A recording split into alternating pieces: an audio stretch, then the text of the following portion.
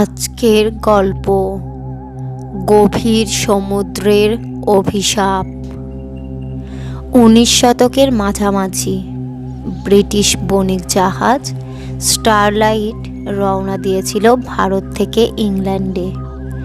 জাহাজটি বোঝাই ছিল মশলা, রেশম এবং মূল্যবান রত্নে।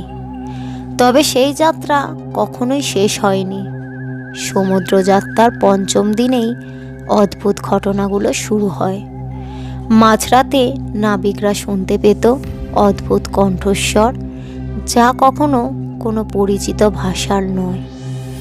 জাহাজের পাটাতনের নিচ থেকে শোনাতে লাগলো ভারী শ্বাসের আওয়াজ। বেশ কয়েকজন নাবিক শপথ করে বলেছিল তারা নাকি গভীর রাতে এক অদ্ভুত ছায়ামূর্তিকে জাহাজের ডেকে হাঁটতে দেখেছে। ক্যাপ্টেন রবার্ট হার্ট এই ঘটনাগুলোকে কুসংস্কার বলে উড়িয়ে দেন। তবে চতুর্থ রাতে নাবিক জনাথন নিখোঁজ হলে পুরো জাহাজে আতঙ্ক ছড়িয়ে পড়ে। জনাথনের রক্তমাখা টুপি পাওয়ার পর পাটাতনের কোণে পড়ে থাকতে দেখা যায়, কিন্তু তার দেহের কোনো চিহ্ন নেই। কয়েকদিন পর জাহাজে অশান্তি আরও বাড়তে থাকে।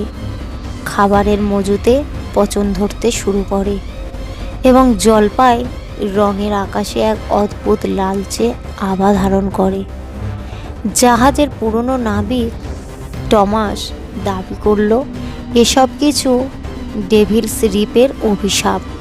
তার কথায় কয়েক শতাব্দী আগে এই এলাকাতেই একটি অভিশপ্ত জাহাজ ডুবে গিয়েছিল, যার আত্মারা নাকি প্রতিশোধ নিতে আসে।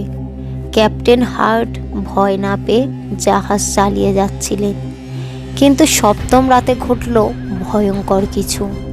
হঠাৎ ঝড় ওঠে, আর সেই ঝড়ের সঙ্গে জাহাজের চারপাশে শুরু হয় অদ্ভুত সব আলোর খেলা। নাবিকরা আতঙ্কে চিৎকার করতে থাকে। হঠাৎ দেখা গেল জাহাজের ডেকে এক বুড়ো নাবিকের ছায়ামূর্তি। তার অর্ধেক মুখ কঙ্কালসার।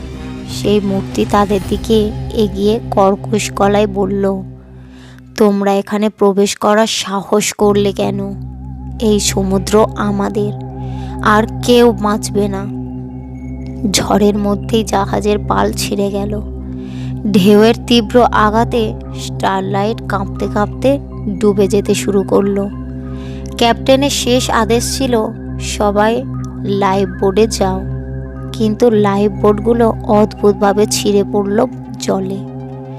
সকালে সূর্য ওঠার পর স্যাটেলাইটের কোনো চিহ্ন পাওয়া গেল না। শুধু সমুদ্রের মাঝখানে পাওয়া গেল একটি কাঠের টুকরো, যেখানে রক্ত দিয়ে লেখা ছিল অভিশাপ কেউ ভাঙতে পারবে না। আজও নাবিকরা ডেভিলস রিপের জাহাজ নিয়ে ভয় পায়। অনেকেই বলে সেখান দিয়ে যাওয়া জাহাজের মাঝরাতে স্টারলাইট ডেকে আলো জ্বলে ওঠে, আর শুনতে পাওয়া যায় হারিয়ে যাওয়া নাবিকদের কান্না।